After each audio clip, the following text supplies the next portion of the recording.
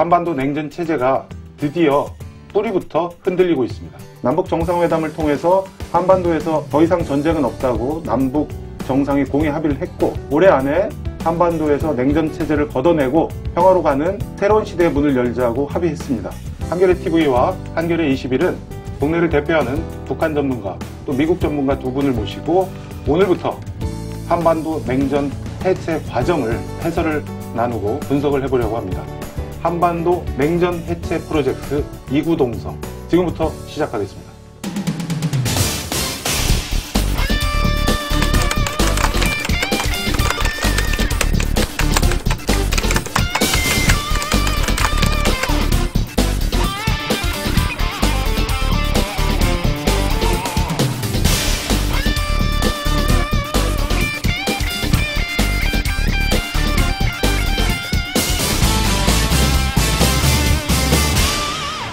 지금 상황이 워낙 급박하게 돌아가서 사실 어제 녹화를 준비하면서 이런저런 얘기를 해보자고 했던 게 자고 나니까 무의미해졌습니다.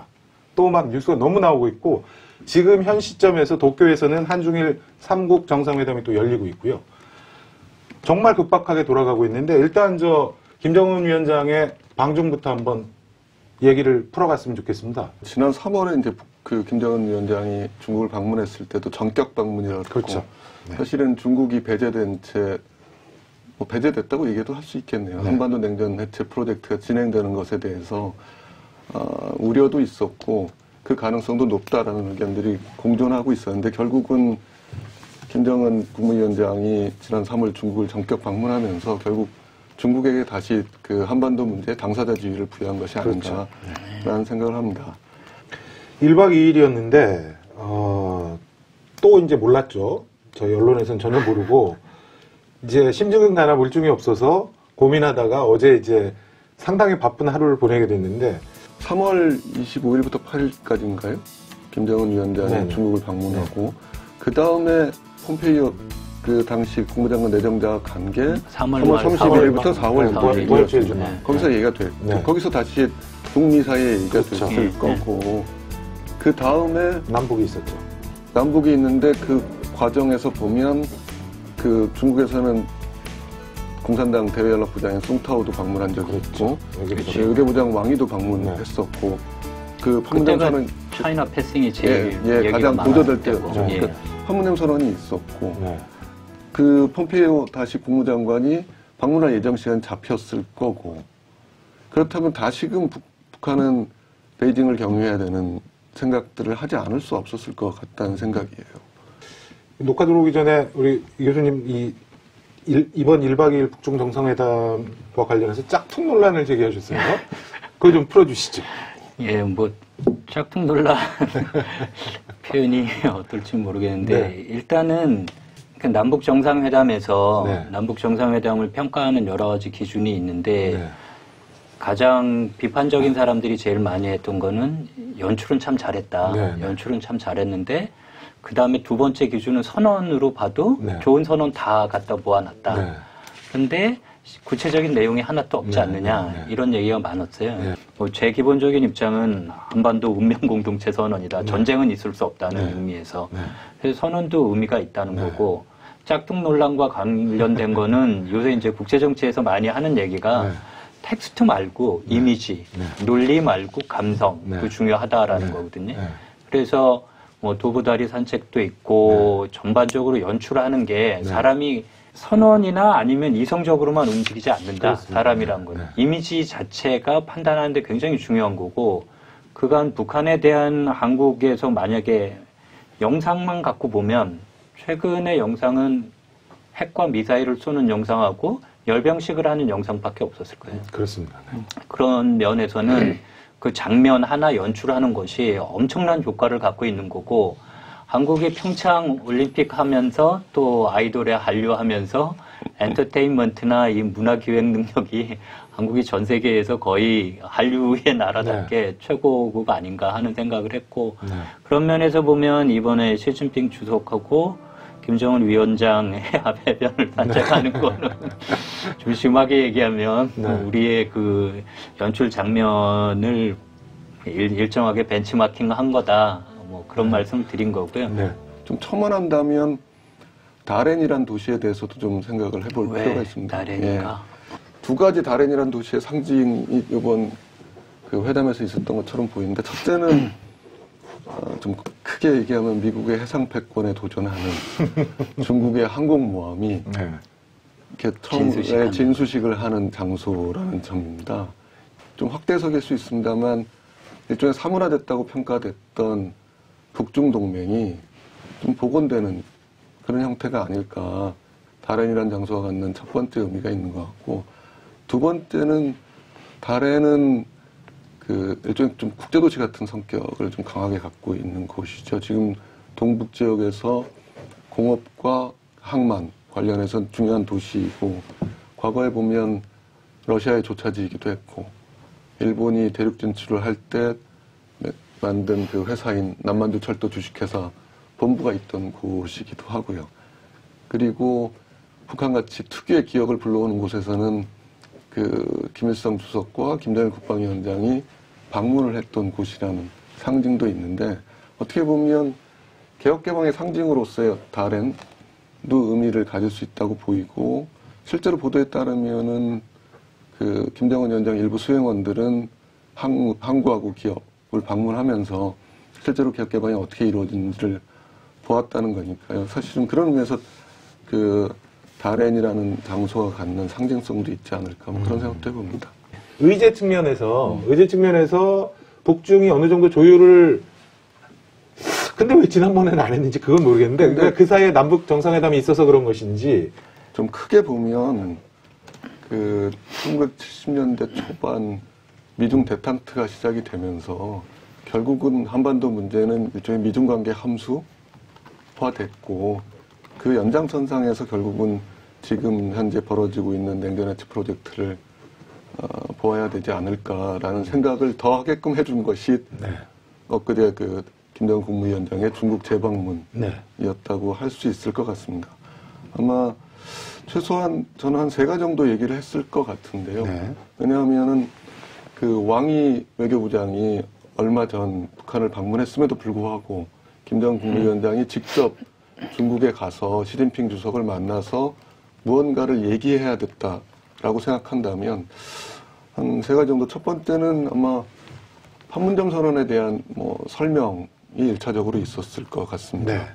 두 번째로는 그 현재도 진행 중인 그 북미 정상회담에서의 의제가 무엇이 되어야 하는가에 대한 얘기가 있지 않았을까라고 생각을 하고 있고요. 세 번째는 현재 북미 관계에서 그리고 남북 관계에서도 공식적으로 의제화되고 있지 않는 그 대북 경제 제재의 실질적 해제 같은 것들을 의도한 방문이 아니었을까, 뭐 그런 생각들을 좀 해봅니다. 네. 앞에 2가지는 근데 사실 굳이 김정은 위원장이 안 가도 되는 문제였는데요. 네. 고 교수 얘기는 경제 지원 문제를 왕위의 방북으로 해결하지 못해서 김정은 위원장이 직접 중국으로 달려갔다. 이런 해석이에요. 예, 이번에 좀 인상적인 것 중에 하나는 그러니까 신화통신이 보도한 것과 북한의 조선중앙통신이 보도한 것이 있는데 2가지 측면이 에서 좀 차이가 있습니다. 하나는 그 신화통신 보도에서는 북한과 중국이 민간교류를 강화하기로 했다라는 표현이 나오는데, 민간교류의 상당 부분이 경제적 관계, 경제적 교류를 의미한다면 북한 입장에서는 그 현재 북한에 대한 경제 제재의 실질적 주체가 중국이라고 할 때 그 대북 제재의 완화 같은 것들을 의도했고, 그것에 대해서 일정하게 답을 들은 게 아닌가라는 느낌이 하나 있고요. 북한 매체에서 언급되지 않은 또 다른 하나는 그동안 계속 얘기되어 왔던, 북한과 중국 사이에 얘기되어 왔던 비핵화의 단계적 동보적 조치 문제가 주목의 대상입니다. 마지막으로는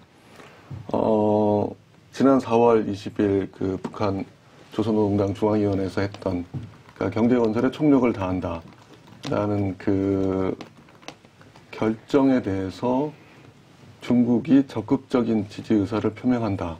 라는 이야기를 하고 있습니다. 그 신화에는 있고 아닙니다. 그건 신화에도 있고 그 조선중앙통신에도 다 같이 있는 표현입니다. 앞서 2가지, 그러니까 민간교류 얘기하고 그 다음에 단계적 동보적 그 비핵화 조치에 대한 언급은 조선중앙통신에는 나오지도 않습니다. 그럼 북한으로서는 그 4월 20일 결정 이후에 경제 발전을 위해서 다원화를 한다. 자원을 얻을 수 있는 소스를 한국도 갖고 있고 북미가 회담이 잘 되면 미국으로도 받고 예, 그런 독일 거죠. 수교도 받고 확실하게 중국에서 들어오는 지원을 확약받으러 갔다. 예, 그러니까 그 측면도 사실은 좀 저는 있을 것 같다는 생각입니다. 만약에 4월 20일 그 북한의 결정이 1978년 12월 그 중국 공산당의 개혁개방선언과 마찬가지의 비중을 갖는 결정이라고 한다면 북한으로서는 지금 현재 그러니까 일종의 점개방군대, 그러니까 경제개발구를 만들어서 그 경제발전을 급속히 진행시키겠다는 의도를 갖고 있고 그 과정에서 아마 가장 손쉽게 그 얻을 수 있는 외자는 아마 중국으로부터 들어오는 자본일 가능성이 높기 때문에 실질적인 경제제재 해제야말로 북한이 그 4월 20일 결정을 추진하는 데 있어 가장 관건이 될 거고 그 자본의 원천은 중국일 거다라는 생각들을 갖고 있는 게 아닌가. 정리해보면 이렇게 될 것 같은데요.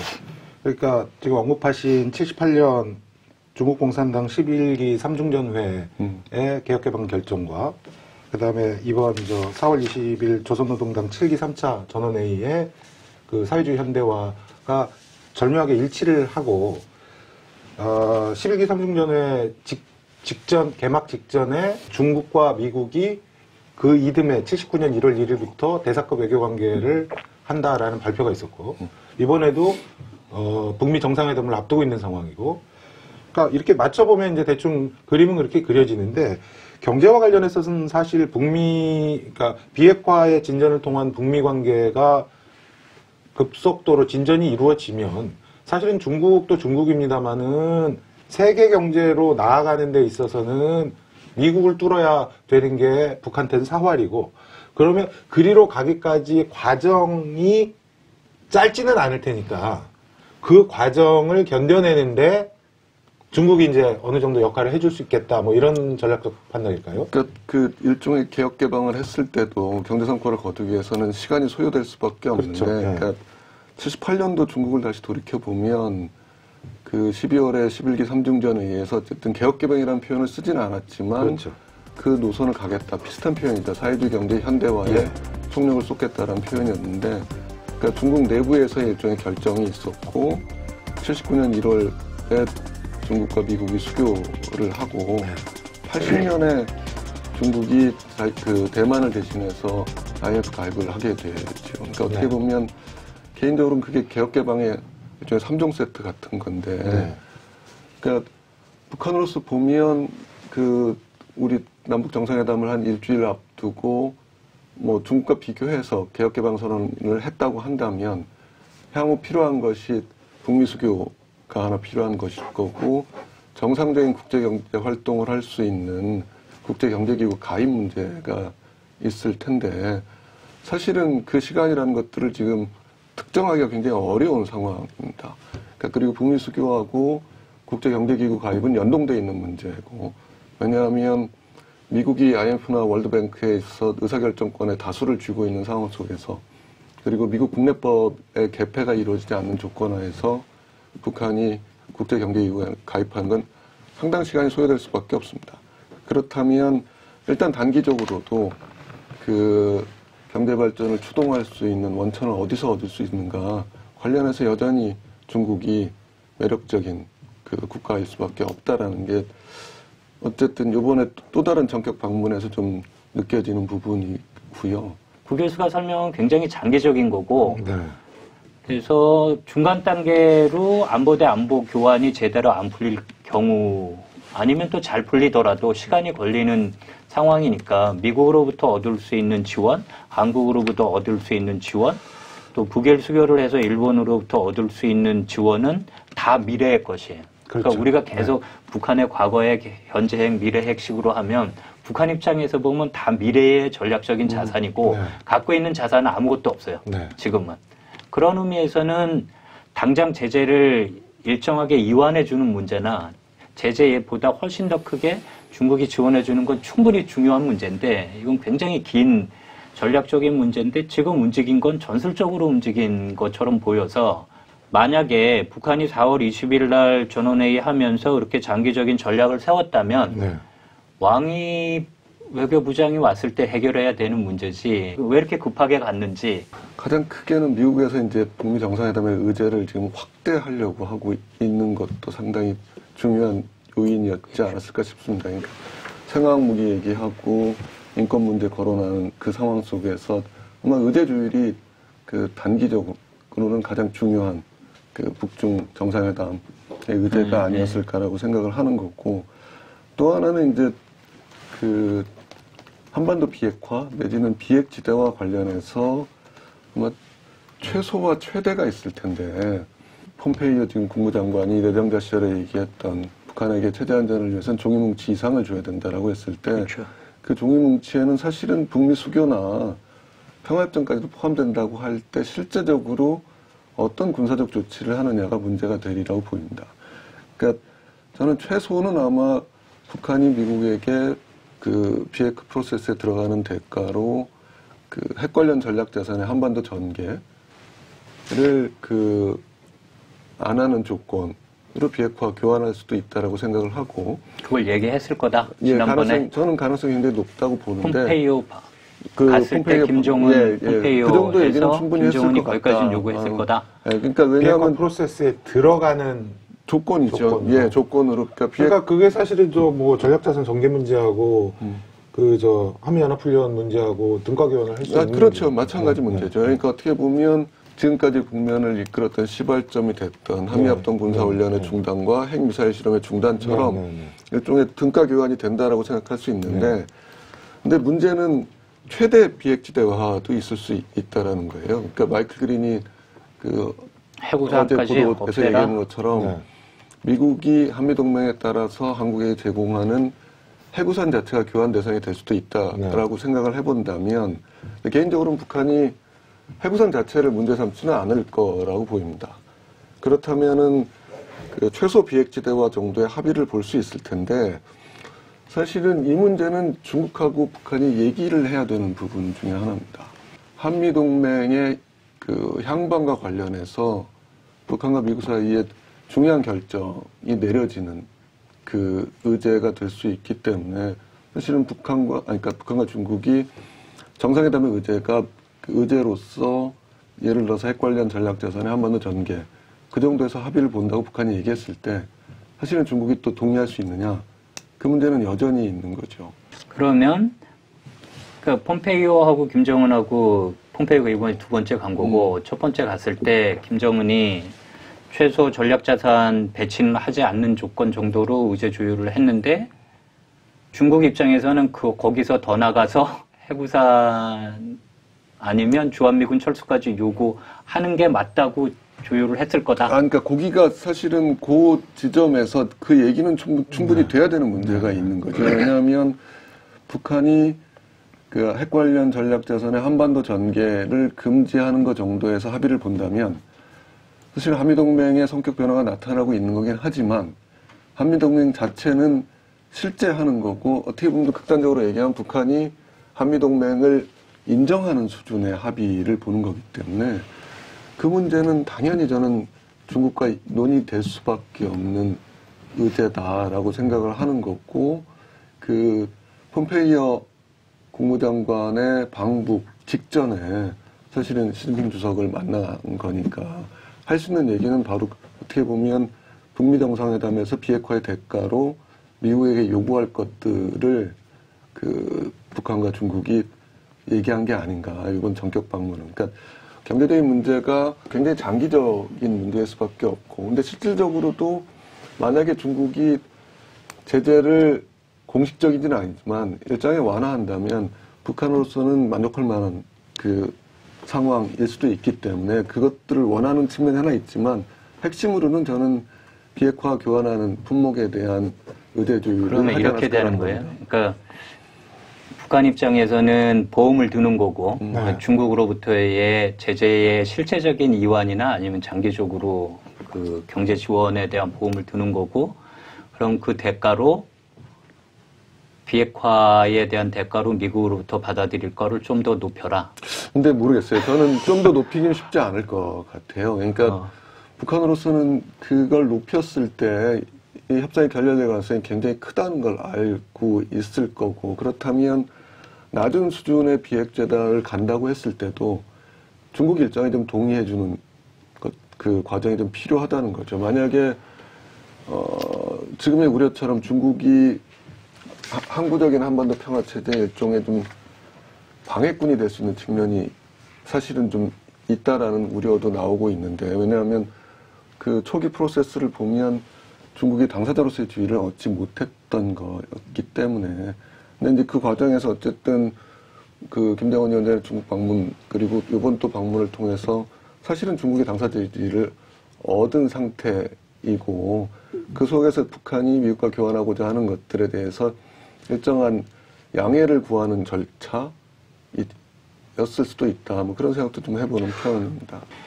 미국과 소련의 대땅트를 보면 그 72년 얘기를 했으니까 그 72년에 미중 화해가 있잖아요. 네. 그럼 72년인데 시기를 보면 79년에 공식 수교를 하거든요. 그렇죠. 그리고 그 사이에 중국, 당시에 중공의 입장에서 보면 미국의 국내 정치에 의해서 엄청난 보디 체크가 들어오는 여러 가지 태클이 들어와서 결국은 대만관계법을 만들었죠. 네. 그래서 시기적으로도 7년이 걸렸고요. 그다음에 만약에 냉전에 있었던 여러 가지 미국의 전략들을 소련하고 있었던 전략은 뭐 봉쇄 아니면 이제 억지. 네. 그럼 억지에서 미국이 소련에 적어도 소련이 핵과 미사일 수준에서 미국과 일정하게 영어로 이제 패리티라고 그러는데 일정한 수준 따라왔다. 네. 균형을 맞췄다 하는 건 한국말로 삐까삐까죠. 그렇죠. 그게 이제 솔트 아니잖아요. 네. 그걸 이제 그다음에 미중 수교하고 이 전반적인 걸 대탕트라고 하잖아요. 근데 대탕트가 굉장히 빨리 무너지거든요. 네. 예, 대탕트를 무너뜨리는 대표적인 사람이 이제 잭슨이라는 상원 의원인데 네.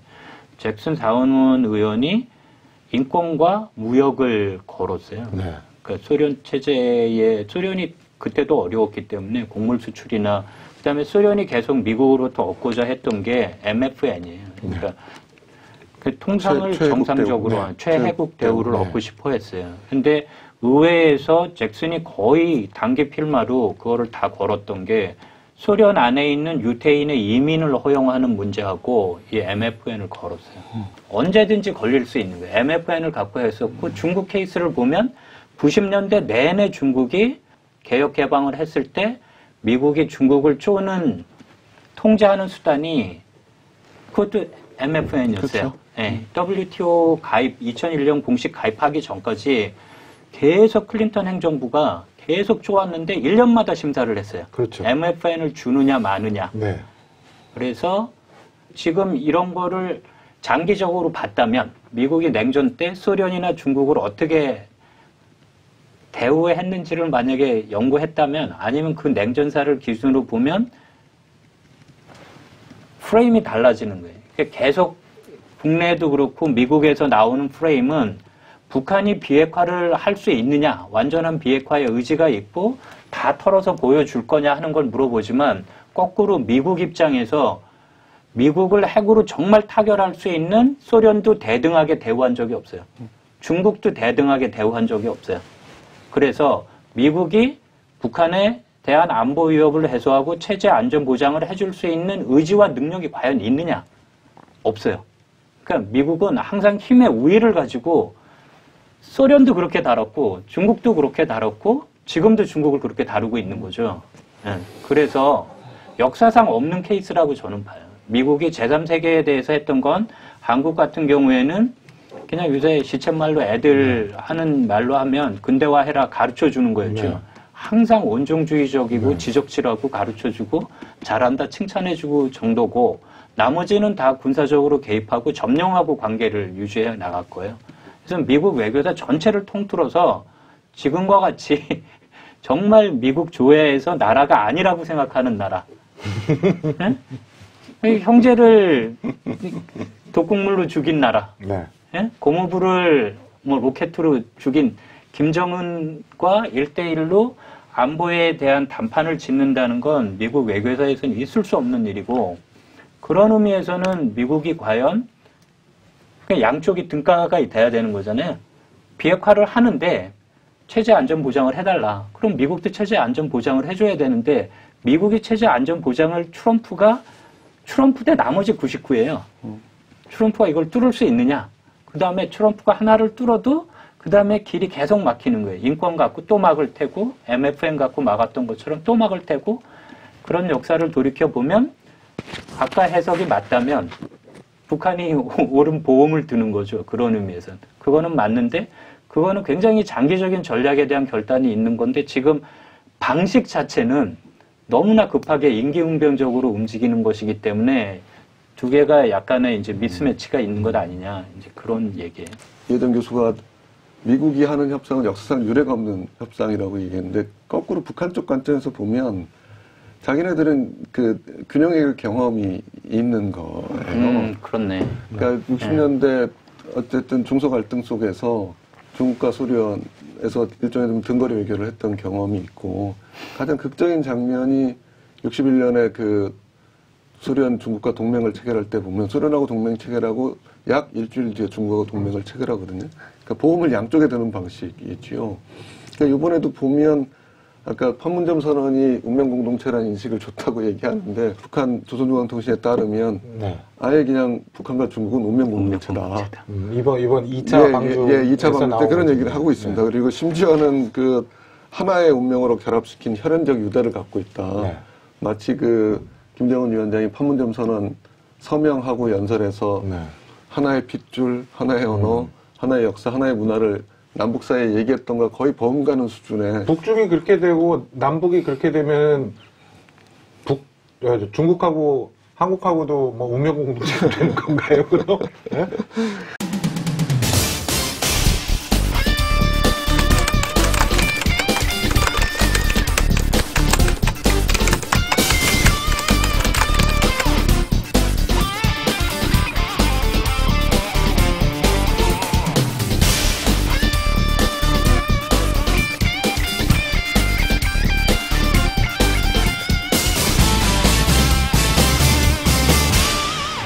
자연스럽게 폼페이오 국무장관의 방북으로 좀 넘어가 봤으면 좋겠습니다. 이것도 역시 막 어제 오늘 새 알려지고. 예. 근데 참 재밌는 게 폼페이오 장관이 3월 말 4월 초 방북할 때는 CIA 국장으로서 막힌 길을 뚫러간 거였거든요. 이번에는 국무장관으로, 그러니까 국무장관이 외교를 하는 거니까 예. 정상회담을 실제로 준비를 하러 가는 거거든요. 그 폼페이오의 이번 두 번째 방북도 그렇고 그 사이에 있었던 일, 특히 지난 5월 3일이든가요, 그 취임식 할 때 PVID라는 새로운 조어를 내놔가지고 국내 일부 보수 언론에서 굉장히 좋아했죠. 이전과는 다르다. 평가를 좀 미국 쪽 내부 사정을 가지고 좀 평가를 좀 해주십시오. 예, 뭐 제가 따로 정보가 있는 게 아니니까 그냥 나와 있는 국무부 웹만 갖고 일단 보면 우리 4월 27일 날 남북 정상회담하고 그 다음에 4월 28일인가 폼페이오가 미국 언론과 인터뷰를 한 게 있거든요. 그렇게 거기에서 보면 ABC 방송하고 인터뷰를 했는데 디스윅이라고 우리로 치면 이제 주말에 일요 시사 예. 이때까지는 CBID예요. PBID라는 표현이 없더라고요. 예. 그래서 일단 그리고 5월 2일인가 그 국무부 이제 취임하면서 PBID가 처음 나온 거거든요. 그래서 PBID가 나온 그 트랜스크립트만 갖고 보면 강조점은 계속 일관적인 이란 핵협상을 깨면서 계속 나오는 거기 때문에 일관적인 건 이란 핵협상은 나쁜 거래이기 때문에 배드딜이기 때문에 깬다라는 거고 지난 25년간 해왔던 방식은 쓰지 않는다. 그리고 배드딜은 나쁜 거래는 우리의 옵션이 아니다. 선택지가 아니다라는 게 아주 일관된 표현이거든요. 그래서 제 해석은 글자 그대로 해석해 주자. 요새는 하도 헷갈리니까. 그리고 아는 거는 사실 북미 정상회담에 대해서 아는 거는 결과는 오로지 두 사람밖에 모른다. 두 사람도 모를 거다. 지금 자기 마음 계속 잡아야 되기 때문에 김정은 트럼프가 하는 건데 두 사람만이 결정할 수 있다는 얘기는 폼페이오 얘기예요. 폼페이오가 지금 둘 중에 하나에서 한 얘기라. 그래서 그 PBID가 처음 나왔을 때 문맥만 갖고 그대로 보자. 문맥은 뭐냐면 절대 우리가 실수하지 않는다. 그렇죠. 라는 의미에서 다르다라는 거고, 그게 이제 취임사에서 나온 건데, 취임사에서 했던 문맥은 대통령이 하고 있는 미국 제일주의 아니면 미국 우선주의의 외교 정책을 자기가 실현하러 왔다라는 그렇죠. 거거든요. 네. 그리고 그 여러 가지 이제 얘기 중에 한반도에서 새로운 역사적인 기회가 있다. 네. 그 다음에 지금까지 했던 방식과 전혀 다른 방식이다. 네. 잘못된 거래는 있을 수 없다. 네. 라고 하고 PBID가 나와요. 그렇죠. 그래서 제 생각은 이 직접적인 오디언스는 소위 베이스라고 하는 트럼프를 지지하는 핵심 지지층이 직접적인 오디언스고, 트럼프가 하라고 하는 대로 받들지 않는 폼페이오는 있을 수가 없어요. 그렇죠. 네. 그러니까 나쁘게 얘기하면 나쁜 건지 좋은 건지 모르겠지만 지금 북한하고 똑같은 시스템으로 돌아가 버린 거예요. 나머지가 하나도 작동을 하지 않고, 기존의 전문가들 하나도 작동하지 않고 다 틀리고, 기존의 전문가들 얘기를 들으면 들을수록 미국 외교가 안 보이는 거예요. 그렇죠. 네. 그래서 기존의 전문가들은 다 필요 없고 결국은 한 사람만이 결정할 수 있는데 그 한 사람이 자기 신복을 갖다 심는 거거든요. 네. 적어도 최근 국무장관을 보면 CIA 국장에서 외교를 담당하는 국무부 장관으로 가는 케이스는 거의 없어요. 우리나라도 그렇고 어느 나라도 있을 수 없어요. 그러니까 이거는 미국의 기존 주류 외교 시스템의 철저한 붕괴예요. 그래서 폼페이오하고 지금 볼튼을 불러왔잖아요. 네. 폼페이오와 볼튼이 이라크한 핵협상을 깨는 거죠. 그래서 이란 핵협상을 맥마스터하고 쫓겨난 사람들, 틸러슨 둘은 이란은 깨면 안 된다. 물론 매티스 국방장관도 깨면 안 된다고 했고 합참 의장도 깨면 안 된다고 했는데 이 사람들은 일단 남겨둔 거고 날린 거예요. 그러면 미국 주류 중에서 자기가 쓸 사람은 아무도 없고 양쪽이 다 마찬가지예요. 서로 경멸하고 증오하는 사이이기 때문에 주류에서 절대 트럼프는 안 된다는 선언까지 한 상태니까 이제 풀이 없어요. 그나마 갖다 쓸 수 있는 가장 가까운 사람이 틸러슨인데 틸러슨을 날렸다는 걸 무엇을 의미하느냐. 그 다음에 맥마스터는 삼성 장군을 데리고 온 거거든요. 그러니까 삼성 장군을 현역 삼성을 데리고 온 거예요. 이것도 파격이에요. 그러니까 데리고 와도 퇴역 장군들을 데리고 오죠, 주로. 근데 지금은 사람이 워낙 없으니까 삼성, 사성 현역을 그대로 데리고 왔어요. 지금은 미국 외교는 기존의 모든 문법을 깨고 있는 것이기 때문에 네. 트럼프만 봐야 된다. 그리고 트럼프는 지금 무엇만 보고 있을까? 대통령 재선만 보고 있을 거다. 노벨상이 아니고요? 아니, 노벨상을 타야지 재선 가도에 그렇죠. 재선을 유리하죠. 가보고, 그러니까 네. 이 항구적인 평화 체제가 아니라 항구적인 선거예요. 그렇죠. 그래서 미국은 그렇죠. 취임하자마자 네. 다음 대선에 대한 캠프를 네. 다 짜리고 뭐 돈 모금하기 시작하고 이런 거거든요. 네. 그래서 지금 트럼프의 모든 메시지의 핵심적인 청중은 네. 기존의 뭐 외교의 문법, 미국 패권, 리더십 다 아니고 네. 자기의 핵심 지지층이다. 네. 뭐 시쳇말로 하면 우리가 뻘짓하지 않는다. 지금까지 했던 배드 딜은 없다. 그러면 확실한 딜을 강조하다 보니까 퍼머넌트가 PBID라는 게 나온 게 아닐까. 그런데 그 뱉은 이후에는 이제 해석은 또 예, 그런 거죠. 전혀 다른 세상이에요. 그러니까 저도 저 취임사를 좀 전에도 보고 들어왔는데, 근데 사실은 이게 CVID나 PVID나 차이는 없는데, 말씀하신 것처럼 해석이 더해지면서 네. 이게 바뀌는 것 같아요. 사실은 이리버서브 여기에 퍼머넌트의 개념이 들어가 있잖아요. 들어가 있는데. 그렇죠. 시공간적인 개념이 들어가 있는데 굳이 또 P를 넣고 그 다음에 북한에 굉장히 이 반감을 많이 가지고 있는 분들은 퍼머넌트와 이리버서블이 같이 들어가 있으니까 더 세진 거다. 이렇게 해석을 자꾸 넣으면 실제로 그렇게 상황이 굴러가게 되죠. 예, 그러니까 P가 네. 그 모든 비핵화 과정에서 일어났던 일입니다만은 네. 궁극적으로는 원자력과 관련된 핵과 관련된 과학기술자들의 재배치 문제까지 다 포함하는 거죠. 네. 영구적인 폐기를 하려면. 네. 근데 이 P가 아마 북한에게는 상당히 좀 그러니까 반감을 불러일으킬 만한 요소였을 수도 있습니다. 그러니까 북중 정상회담이 전격적으로 이루어지는 데는 어떻게 보면 이 폼페이오가 쓴 이 P의 효과일 수도 있거든요. 왜냐하면 그 경험적으로 보면 북한은 항상 미국과 협상하면서 핵 폐기의 대가로 받고자 했던 게 94년도 대나바 협상에서 보듯이 경수로 형태의 원자력 발전소였고 전력 문제 같은 경우 스스로 심각하다고 느끼고 있는 상황 속에서 나중에 뭐 혹시 NPT에 다시 재가입을 한다고 해도 NPT 규범 중에 하나인 원자력 에너지 핵에너지의 평화적 이용 문제까지 건드릴 수 있는 요소가 사실은 이 피에 있지 않을까라고 생각했을 가능성도 높아 보여요. 그리고 사실은 피가 원하는 것은 결국은 그 핵에너지의 평화적 이용까지도 차단하는 방식의 비핵화를 얘기할 가능성이 굉장히 높죠. 그러니까 일단 수사적으로 쓰였지만 그 피가 자율성을 갖고 움직이게 되면 그 눈덩이처럼 파급 효과가 커질 수 있다는 측면이에요.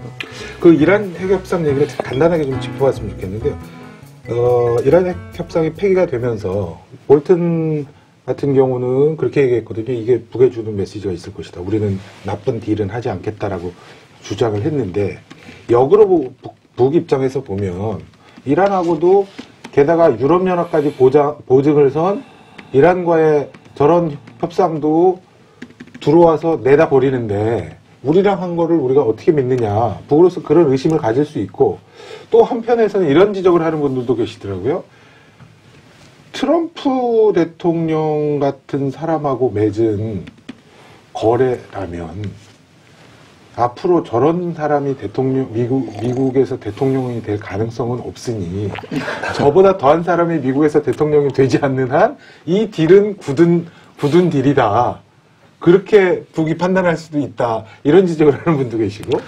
근데 그 후자 측면은 예를 들어서 판문점 선언도 지금 국회 비준 절차가 중요한데 마찬가지로 미국에서도 의회 비준 과정에서 비준 과정에서 사실은 티격태격 많이 할 텐데 오히려 트럼프 대통령 하에서 맺은 협정이라는 게 의회 비준을 통과할지 여부도 장담하기 굉장히 어렵거든요. 그럼 우리는 이번 중간선거에서 트럼프 대통령이 이끄는 공화당의 압도적인 승리를 기원해야 되는 건가요? 그거보다 아까 미국에서 있는 이 트럼프에 대한 찬반 논란, 트럼프 쪽의 입장하고 그거를 이제 반대하는, 비판하는 사람들의 논의를 우리 입장에서 새롭게 담론으로 구성하면 그러면 제가 갖고 있는 의문은 이게 깨지면 안 된다고 주장하는 사람들, 핵협상을 계속 해야 된다고 하는 사람들의 가장 큰 근거는 그 브레이크아웃 타임이라고 얘기하는 거잖아요. 이란이 마음을 먹으면 이제 핵무기를 개발할 수 있는 시간.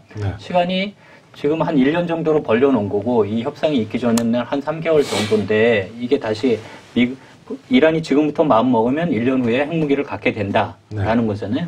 북한은 국가 핵무력을 완성했다고 선언을 하고 뭐 그 ICBM 능력이 아직까지는 완전하지 않다는 게 중론인 것 같지만 아무튼 미국 본토에 대한 위협까지 가 있는 상태고 이란은 멀은 거예요.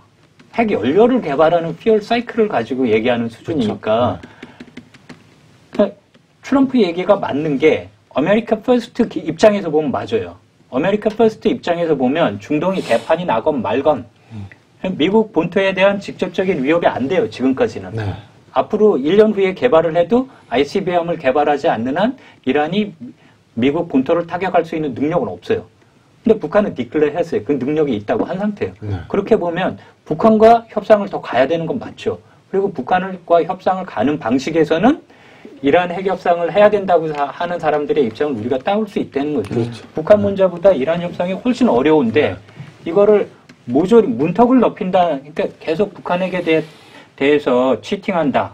뭐 하고 비판했던 사람들이 계속 살라미 전술로 하나 줄 걸 잘라가지고 준다라고 했는데 반대로 미국은 지금까지 모든 걸 얹었어요. 지금도 당장 그런 거죠. 핵을 하려고 그러면 생화학 무기 얹고 이러면 레짐 체인지에 가까운 인권 문제 얹고 계속 얹어요. 그럼 얹으면 과정에 대해서 배가 그냥 가라앉는 거예요. 그걸 하지 말자는 얘기예요. 그러면 미국 주류의 얘기를 가지고 우리의 담론을 만들 수 있지 않나 하는 거고 만약에 이란 핵협상으로부터 미국이 탈퇴하는 것을 보고 예를 들어서 북한은 무슨 생각을 할까? 폼페이오가 얘기했던 종이 뭉치 갖고는 그 이상을 안 된다라는 거를 생각할 수밖에 없잖아요. 그렇죠. 그러니까 그것에 대한 반응이 이번 북중 정상회담에서 다시금 단계적 동보적 조치라는 것은 단돌이 하는 거다. 종이 뭉치 그것만으로 안 되고 따라서 단계별로 교환을 해야 된다라는 의지를 담은 것이고 또 하나는 제가 보기에는 네. 그러니까 중국과의 관계가 별로 좋지는 않았는데 지금 관계 개선을 하는 것은 결국은 이란 핵협상 같이 합의된 것이 깨지는 걸 한 보면 번에 깨지게 될 때 그들에게서 보험이 필요 없죠. 의지할 예. 곳을 찾을 수밖에 예. 없는 것 같아요. 예를 들어서 한국이 그 의지의 대상이 될 수 있을까? 그러니까 사실은 그 고민들이 있는 거죠. 그러니까 미국이 단순히 소극적 안전보장이 아니라 적극적 안전보장을 해줄 수 있을까? 그러니까 따지고 보면 북한한테 그것들을 줄 수 있는 주변국들이 미국, 한국, 중국 정도일 텐데 그 중에서 가장 적극적 안전보장을 제시해 줄 수 있는 나라가 어딜까를 좀 북한은 고민할 수밖에 없는 것 같아요. 네.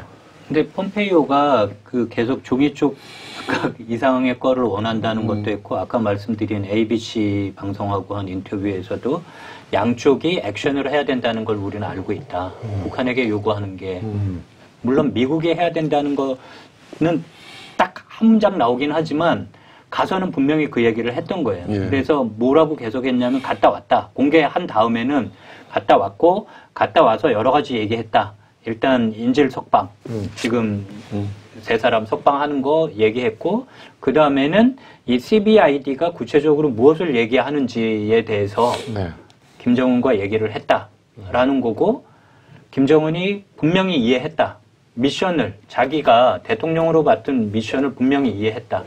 그런데 그 미션은 계속 뭐라고 하냐면 최근에 언슬들의 미션은 청문회에서도 또 나왔잖아요. 청문회 할 때도 인사청문회 할 때도 또 나와서 중간에 굉장히 쇼킹한 얘기를 했는데 일본 입장에서는 특히 한국의 보수도 마찬가지고 한국이 동북아에서 일정하게 동맹들에게 안전을 제공하고 있긴 하다. 그런데 지금 진행되고 있는 일의 미션은 대통령에게 받은 미션이라고 계속 얘기하는 건 미국 본토의 안전을 지키는 거다.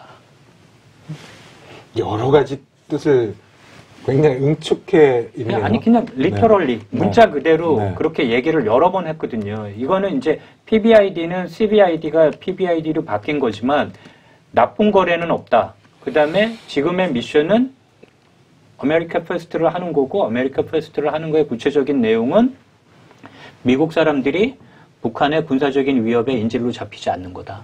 라는 얘기는 아주 일관돼요. 네. 일관되고 자기가 이 미션을 갖고 있고 이 미션 때문에 비핵화를 요구하는 거다라는 것을 김정은에게 분명히 얘기했고 그 합의가 양쪽이 뭔가 이제 영어 딜리버로 실제적인 액션이 필요한 거다. 행동이 필요한 거고 행동은 양쪽이 다 해야 된다는 걸 알고 있다. 김정은 폼페이오가 만났을 때는 이 딜이 일정하게 진행됐다고 보지 않으면 현재 상황은 전혀 설명할 수가 없어요. 그렇죠.